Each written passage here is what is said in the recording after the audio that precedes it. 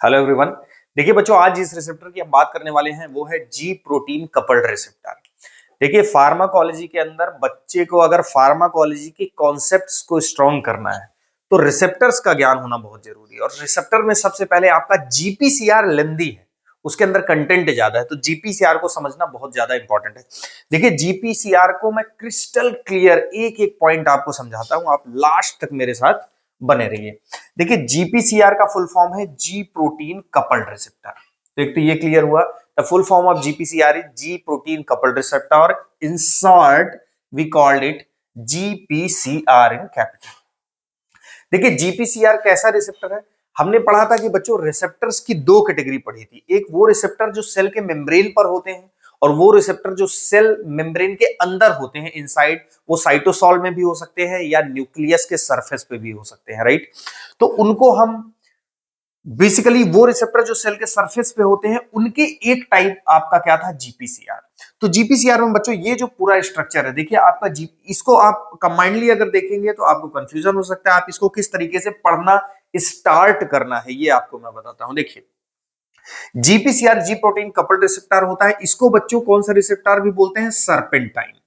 कौन सा रिसेप्टर बोलते हैं, सरपेंटाइन रिसेप्टर, या इसको बोलते हैं मेटाबोट्रोपिक रिसेप्टर, राइट, या इसको बोलते हैं सेवन हेलिकल मेम्ब्रेन रिसेप्टर। तो ओवरऑल ये सब जो नाम है, seven helical membrane receptor, serpentine receptor या मेटाबोट्रोपिक रिसेप्टर, ये बेसिकली इस चीज को दिखाते हैं। सेवन हेलिकल, सेवन हेलिकल का मतलब सबसे पहले तो ये सेल मेम्ब्रेन है आपकी ब्लैक कलर की। अब इस पे मैंने बोला कि ये जो हेलाइसेस है ये सेवन है, 1 2 3 4 5 6 7, सेवन हेलाइसेस है, इसीलिए इसको serpent seven helical membrane receptor बोल रहे हैं। सरपेंटाइन रिसेप्टर बोल रहे हैं क्योंकि स्नेक लाइक स्ट्रक्चर है इसका, राइट। अब बच्चों अगर आप देख रहे होंगे तो इसके तीन जो ये हैं, ये वाले एंड, ये तीन एक्स्ट्रा सेलुलर फेस हैं। जो ये सेल मेम्ब्रेन है, ये अंदर का पार्ट साइटोसॉल का होगा, ऊपर का सेल मेम्ब्रेन के आउटर साइड वाला पार्ट है एक्स्ट्रा सेलुलर। तो ये तीन एक्स्ट्रा सेलुलर फेस होते हैं, इसमें जीपीसीआर, मतलब सबसे पहले आपको बोलना है जीपीसीआर किस किस नाम से जाना जाता है। जीपीसीआर में सेवन हेलिकल मेम्ब्रेन्स होती हैं, उन हेलिकल मेम्ब्रेन्स में तीन एक्स्ट्रा सेलुलर फेस होते हैं, तीन इंट्रा सेलुलर फेस होते हैं। तीन एक्स्ट्रा सेलुलर फेस होते हैं, वो उस साइड से, एक्स्ट्रा सेलुलर साइड से कोई भी एगोनिस्ट आके जीपीसीआर के उस रिसेप्टर पे बाइंड करता है। मींस जब एगोनिस्ट आएगा तो कहां पे बाइंड करेगा, इस साइड पे। जो intracellular face of this serpentine receptor और जीपीसीआर है, that will be float on the, ये फ्लो करता रहता है, मतलब फ्लो मींस फ्लोट करता है इन द साइटोसॉल। इसका जो आउटर टर्मिनल है, इसका जो डोमेन होता है वो होता है NH2, NH2 ग्रुप अटैच होता है। और इस पूरे इस वाले पार्ट में जहां पे बेसिकली इंट्रासेलुलर पॉइंट है, ये COOH ग्रुप होता है। तो इतनी पॉइंट आपको समझ में आ गई। मतलब अभी तक हमने देखा कि जीपीसीआर कॉल्ड है जी protein coupled receptor, serpentine receptor, seven helical membrane receptor, metabotropic receptor. This receptor has three extracellular phase and three intracellular phase. Extracellular phase allow the binding of agonist to this receptor, and the extracellular initial terminal have the NH2 group, functional group, while the intracellular terminal structure have COOH group.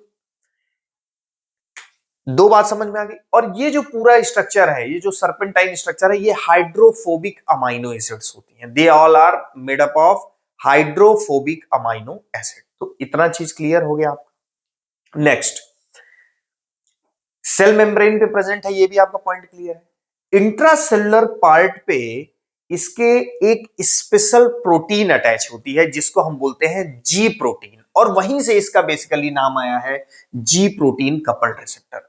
Means जो भी GPCR होगा उसके intracellular face में जो hydrophobic terminals होंगे उस पे जी protein activity होगी। कौन सी एक्टिविटी होगी, जी प्रोटीन एक्टिविटी होगी। तो बच्चों बेसिकली यहां पे क्या है, ये इसके टर्मिनल है, इससे देखिए कौन सी जी प्रोटीन अटैच है, beta and gamma, alpha beta and gamma. Alpha beta and gamma में बेसिकली देखिए अल्फा जो सब यूनिट है उस पे कौन सी प्रोटीन अटैच है, जीएस। क्यों, देखिए बच्चों जो भी जीपीसीआर में प्रोटीन होगी उसका एक अपना टाइप होगा, या तो वो किस टाइप की होगी, जीएस टाइप की होगी, या तो वो जी एस टाइप की होगी, या तो वो जी आई टाइप की होगी, या तो वो जी क्यू टाइप की होगी, या तो और भी इसके सब टाइप्स है। लेकिन आपका काम इन तीनों से मैक्सिमली आपको समझ में आ जाएगा कॉन्सेप्ट।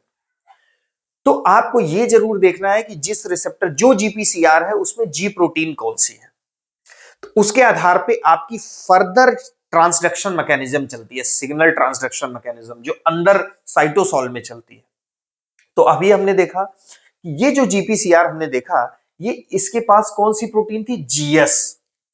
और फॉर एग्जाम्पल देखिए ये आपका काम है कि जीपीसीआर के एग्जांपल्स को लर्न करना। देखिए जीपीसीआर का एग्जांपल आपका बीटा एड्रेनर्जिक रिसेप्टर भी है, मस्कैर्निक रिसेप्टर भी है, हिस्टामिनर्जिक रिसेप्टर भी है। लेकिन आपको यह चीज जानना होगा कि बीटा एड्रेनर्जिक रिसेप्टर में जैसे बीटा 1, बीटा 2, बीटा 3 होते हैं, तो अगर मैं पूछूं कि बीटा 1 रिसेप्टर में किस तरह की जी प्रोटीन होती है, तो वहां पे आपको क्या समझ में आएगा, जीएस। जबकि अगर मैं बोलूं हिस्टामिनर्जिक रिसेप्टर जो होते हैं, हिस्टामिन का H1 रिसेप्टर, वहां पे कौन सी जी प्रोटीन होती है, तो आपको समझ में आएगा, हिस्टामिन का एग्जांपल यहां लिखा है, यहां होता है GQ। अगर मैं बोलूं M2 रिसेप्टर, मस्कैर्निक रिसेप्टर के सब टाइप में कौन सी जी प्रोटीन होती है, तो क्या आएगा, GI। क्या आएगा, GI। तो इस तरीके से आपको यह भी लर्न करना है थ्रू आउट आगे चल के कि जब कभी कोई रिसेप्टर आए तो अगर वो जीपीसीआर फैमिली का है तो वो किस जी प्रोटीन से अटैच है, क्योंकि according to that signal transduction mechanism उसकी चलेगी। तो बच्चों यहां पे हमने देखा कि ये अल्फा सब यूनिट है। देखिए अल्फा बीटा एंड गामा तीन हेट्रोट्राइमेरिक स्ट्रक्चर होता है, तीन सब यूनिट्स होती है, तीनों अलग अलग है आपस में। और अल्फा सब यूनिट की एक एक बार हम एग्जांपल लेते हैं ऐसा जीपीसीआर जिसपे कौन सी प्रोटीन है, जीएस, और हमने मान लिया कि बीटा 1 रिसेप्टर है, राइट। तो देखिए इनएक्टिव स्टेट जीपीसीआर जब अपने किस स्टेट में होगा, इनएक्टिव स्टेट में, तब इस अल्फा सब यूनिट से क्या अटैच होगा, जीडीपी। क्या अटैच होगा, जीडीपी। तो जीएस प्रोटीन है अल्फा सब यूनिट, ये देखिए इससे इनएक्टिव स्टेट में क्या अटैच है, जीडीपी। तो जीडीपी को जैसे ही यहां पे कोई एगोनिस्ट आएगा और इसके एक्स्ट्रा सेलुलर सरफेस पे बाइंड करेगा, intracellular heterotrimeric structure alpha beta gamma के अल्फा सब यूनिट पे जो जीडीपी अटैच है किस स्टेज में, इनएक्टिव स्टेज में, वो तुरंत हटा दी जाएगी, रिप्लेस कर दी जाएगी किसे, जीटीपी। मींस एक्टिव स्टेट में, एक्टिव स्टेट ऑफ जीपीसीआर कब होगा, जब कोई एगोनिस्ट आके इस पे बाइंड करे, और इंस्टेंटली उस पॉइंट पे क्या होगा कि जो जीडीपी है इस अल्फा सब यूनिट से अटैच, वो एकदम से हटा दी जाएगी। कैसे, उसको फर्दर हम देखते हैं। ये जी अल्फा सब यूनिट है, जीएस प्रोटीन है यहां पे। अब यहां पे आप देखिए ये स्ट्रक्चर, ये वाले पॉइंट को देखिए कि इस रेड कलर से दिखाया गया कि यहां से एरो इस तरफ है, जीडीपी को हटा दिया गया, रिमूव कर दिया गया, क्या अटैच हो गया यहां पे, जीटीपी आया और जीडीपी को क्या कर दिया, रिप्लेस कर दिया। बच्चों जैसे ही जीडीपी रिप्लेस होगा तो ये अल्फा सब यूनिट बीटा गामा सब यूनिट से अलग हो जाएगी। तो ये अल्फा सब यूनिट अलग हो जाएगी और बीटा गामा, देखिए यहां पे दिखाया गया कि ये अल्फा सब यूनिट अलग हो गई, जीएस अल्फा, और ये बीटा गामा सब यूनिट अलग होके ये इधर आ गई। बात इतनी क्लियर है। अब जो अल्फा सब यूनिट अलग होके इधर आ गई, अगर इसके साथ कौन सी प्रोटीन है बच्चों, जीएस। अब आपको ये याद रखना है कि ये GS protein alpha subunit of the GPCR that contain GS type of protein always stimulate adenylyl cyclase pathway. कौन सा पाथवे, एड्रेनालाइल साइक्लेज। तो ये GS protein alpha subunit containing the GS protein will stimulate the adrenaline cyclase. AC means adrenaline cyclase, plus sign means इसको stimulate कर रहा है, और adrenaline cyclase जैसे stimulate होगा it will convert the ATP convert हुआ into cyclic AMP. Cyclic AMP directly stimulate the opening of calcium channel. Calcium will move from outside to inside, and calcium again stimulate the sarcoplasmic reticulum, जिसके अंदर भी क्या storage होता है, calcium. जैसे calcium आया, इसको स्टिमुलेट किया सार्कोप्लाज्मिक रेटिकुलम को, सार्कोप्लाज्मिक रेटिकुलम से और कैल्शियम निकला, और कैल्शियम अल्टीमेटली क्या करवाया, कॉन्ट्रैक्शन। एक तो ये बात हो गई। दूसरा, cyclic AMP protein kinase A को भी एक्टिवेट करता है। Mean cyclic AMP opening of calcium channel के लिए भी रिस्पॉन्सिबल है, plus cyclic AMP protein kinase A को भी एक्टिवेट करता है, और ये क्या करवाता है, फास्फोराइलेशन ऑफ प्रोटीन्स। एंड बच्चों, phosphorylation of protein is responsible for activation और inactivation of certain enzymes depending on the cell, की किस सेल में ये रिसेप्टर है। तो बेसिकली देखिए, ओवरऑल हमने क्या देखा, हमने देखा एक ऐसे जी प्रोटीन की फंक्शनिंग जिसपे प्रोटीन कौन सी थी, जीएस। तब अगर मोटा मोटा आपसे अगर ये पूछा जाए कि जीएस प्रोटीन जब कभी एक्टिवेट होगी तो पाथवे कौन सा होगा, तो आपको पाथवे बोलना है increase analyse साइक्लेज and increase cyclic AMP formation. अच्छा, इसके थ्रू अल्टीमेटली क्या हुआ, कैल्शियम का release and overall protein kinase का एक्टिवेशन, जो कि फास्फोरिलेशन के लिए रिस्पॉन्सिबल था और कैल्शियम कॉन्ट्रैक्शन के लिए। तो ये आपका कौन सा रिसेप्टर हो गया, जीएस प्रोटीन कंटेनिंग। अब सपोज करिए कि रिसेप्टर है जीआई प्रोटीन कंटेनिंग। कौन सा प्रोटीन कंटेनिंग, जीआई। तो बच्चों सेम वही रिसेप्टर 7 हेलिकल, वो सब हम रिपीट नहीं करेंगे, सेम तीनों सब unit alpha beta gamma, alpha beta gamma. Alpha subunit पे कौन सी प्रोटीन है, जीआई। अब यहां पे क्या हुआ, जैसे ही कोई एगोनिस्ट आके बाइंड करेगा, एग्जांपल मस्कैर्निक का M2 receptor GI protein containing receptor का एग्जांपल है, इसलिए इसको M2 रिसेप्टर लिखा गया है। अब जैसे ही इस पे आके बाइंड हुआ, ये सब यूनिट दोनों अलग हुई, गामा बीटा ये अलग हो गए और अल्फा ये अलग हो गई। अल्फा जब यहां से अलग हुई, प्रोटीन जीआई प्रोटीन कंटेनिंग, आई मींस इनहिबिटरी। ये बच्चों सिंपल फंक्शन है कि ये इसको एड्रेनालाइज साइक्लेज को क्या करती है, इनहिबिट करती है। एड्रेनालाइज साइक्लेज को ये इनहिबिट करती है, प्लस जो इसकी गामा बीटा सब यूनिट है, ये पोटेशियम चैनल को बच्चों ओपन करती है।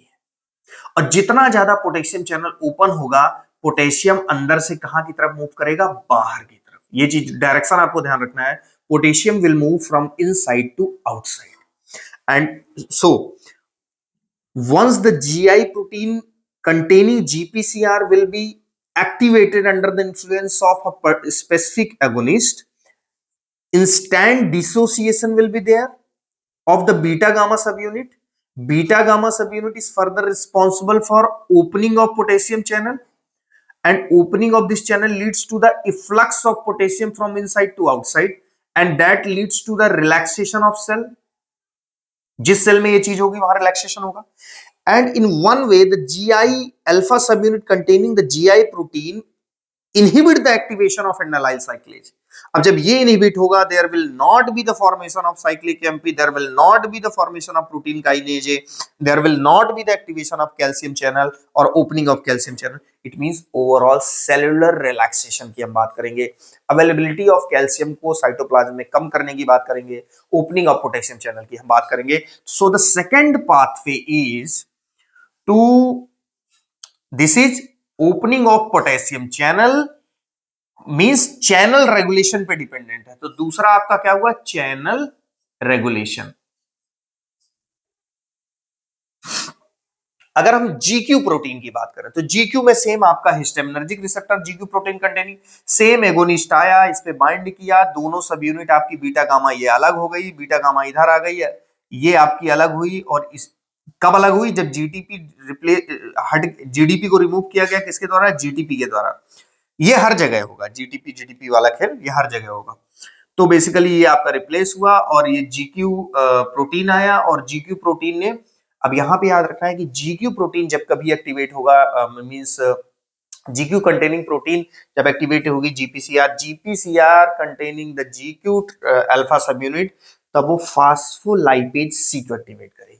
और फास्फोलाइपेज सी मेम्ब्रेन में एन्कॉर्डेड एंजाइम है, जो enzyme phosphatidyl PIP2 phosphatidyl inositol 4,5 bisphosphate, phosphatidyl inositol 4,5 bisphosphate आप नोट से भी देख के नाम लर्न कर सकते हैं, उसको ब्रेक करेगा दो कंपाउंड में, diacyl glycerol and IP3। Means agonist will bind, dissociation of GDP and replaced by GTP, separation of alpha and beta gamma subunit, alpha subunit containing GQ protein activates the phospholipase C. Phospholipase C start breaking PIP2 phosphatidyl inositol 4,5 bisphosphate into IP3 and diacyl glycerol. As we know the IP3 is water soluble in nature, तो ये कहां आ जाएगा, cytoplasm में। And IP3 is responsible for activating the what, activating the opening of calcium channel, और calcium आया अंदर and calcium will bind with the colmudalin protein. CAM means colmudalin protein, and calcium colmudalin complex is responsible for contraction. Means overall GS protein में भी हम contraction देख रहे थे, लेकिन यहां पे भी हम कॉन्ट्रैक्शन है, लेकिन यहां पे पाथवे कौन सा है, phospholipase C, IP3 and diacyl glycerol वाला। IP3 कॉन्ट्रैक्शन के लिए रिस्पॉन्सिबल हुआ and diacyl glycerol again activates the protein kinase C. Protein kinase C plasma membrane पे होगा एंड प्रोटीन, देखिए जब भी प्रोटीन काइनेजेस कोई से भी हो ABC, जब कभी ये एक्टिवेट होंगे, काइनेज मींस होता है फॉस्फोराइलेशन, तो जब प्रोटीन काइनेज सी एक्टिवेट होगा that will lead to the phosphorylation of certain proteins. कुछ प्रोटीन्स का फॉस्फोराइलेशन या डीफॉस्फोराइलेशन होगा डिपेंडिंग ऑन सेल। तो overall diacyl glycerol activate the plus sign indicate activation of protein kinase C and there will be phosphorylation, जो कि phosphorylation किसके लिए responsible होगा, सेलुलर रिस्पॉन्स के लिए। तो आपको मोटी मोटी बात GPCR के अंदर इनके किन किन नाम से ये जाना जाता है। अगर GS प्रोटीन है तो pathway adenylyl cyclase cyclic AMP pathway है। अगर आपका GQ प्रोटीन है तो आपका pathway phospholipase C and IP3 diacyl glycerol वाला पाथवे है। और तीसरा यहां पे चैनल रेगुलेशन हो रहा है, जैसे कि आपका बेसिकली जब IP3 आ रहा है तो बेसिकली कैल्शियम चैनल ओपन कर रहा है, सेम यहां साइक्लिक MP आ रहा है तो डायरेक्ट कैल्शियम चैनल की ओपनिंग कर रहा है। यहां पे प्रोटीन काइनेज A इन्वॉल्व है, यहां पे प्रोटीन काइनेज C इन्वॉल्व है, यहां पे opening of potassium channel involve है GI में। तो बेसिकली ये जो है एक कॉन्सेप्ट, आप जब इसको एक बार पढ़ लेते हैं, 2-3 बार इसका डायग्राम बना के प्रैक्टिस कर लेते हैं, समझ लेते हैं, वीडियो को देख के नोट्स को पढ़ लेते हैं, तो आपको सारा कॉन्सेप्ट क्लियर हो जाएगा। तो एटलीस्ट मैं आपसे रिक्वेस्ट करूंगा, क्योंकि फार्माकोलॉजी का पूरा जो बेस है वो इन्हीं रिसेप्टर्स के आधार पे है। जब कभी कई बार बोला जाएगा कि adrenaline increases the calcium influx in the body, direct अगर ये सेंटेंस आपसे बोला जाता है तो आपको कोरिलेट करना पड़ेगा, अच्छा एड्रेनालिन अपने किस रिसेप्टर से बाइंड कर रहा है, ओके बीटा 1 से। बीटा 1 तो GPCR है, GPCR में बेसिकली GS है। अब ये सब चीजें होंगी तब अल्टीमेटली क्या आया होगा, कैल्शियम। लेकिन आपसे बोल दिया गया कि adrenaline directly increases the calcium influx, तो वो कैसे है ये बार बार आपको बताया नहीं जाएगा। तो ये चीज आपकी बेस बनाती है, आप इसको कई बार पढ़ें, लेकिन GPCR समझ के ही आगे मूव ऑन करें अपने नेक्स्ट रिसेप्टर पे। तो आई होप कि आप वीडियो देखने के बाद, इसको कई बार समझने के बाद आपके अगर कुछ डाउट रहते हैं तो आप मेरे से कमेंट सेक्शन में पूछ सकते हैं। अदरवाइज आपको अगर कंटेंट समझ में आता है, आपको मेरी बातें समझ में आ रही हैं, आपको मैंने क्लियर कट समझा दिया है, तो आप मेरे को कमेंट सेक्शन में बता भी सकते हैं। Thank you very much.